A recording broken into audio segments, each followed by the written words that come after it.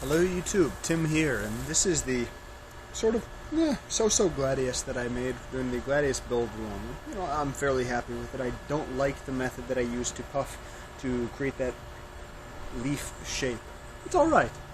It's definitely sturdy, much sturdier than cutting it, but it's not as appealing aesthetically, and a 1-inch pipe would have been better than 3/4 inch pipe.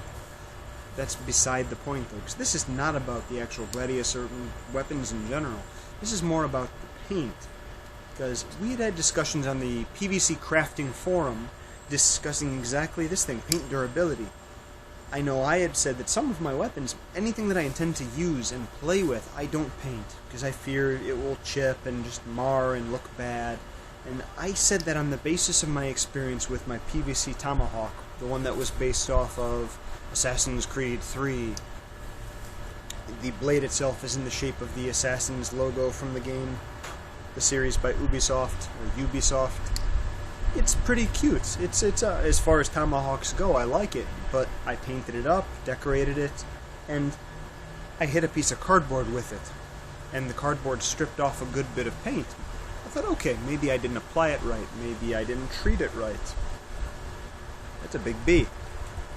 So I talked about this on the forum with some other people, and they said, well, I'm getting great results with a particular hammered metal paint. You know, Kent Kogan went ahead and decorated a very large sword, reinforced, and basically hacked through what I believe was some pretty decent thick plywood. Very impressive.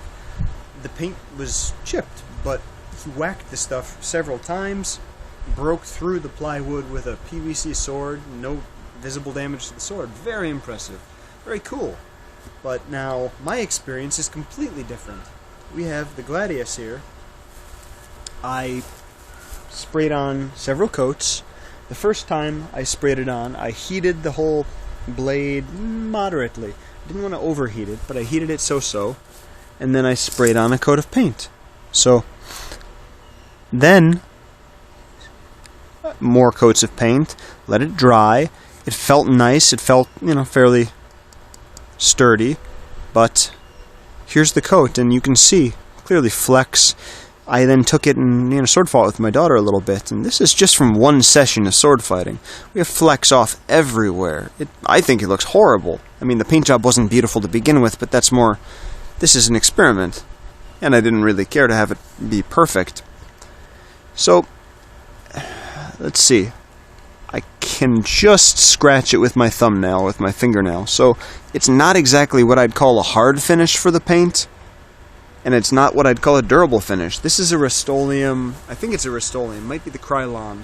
I'll have to check into that. But it's one of those brands, any surface metallic paint. This one was nice. I like the color a lot, but unfortunately it doesn't seem durable.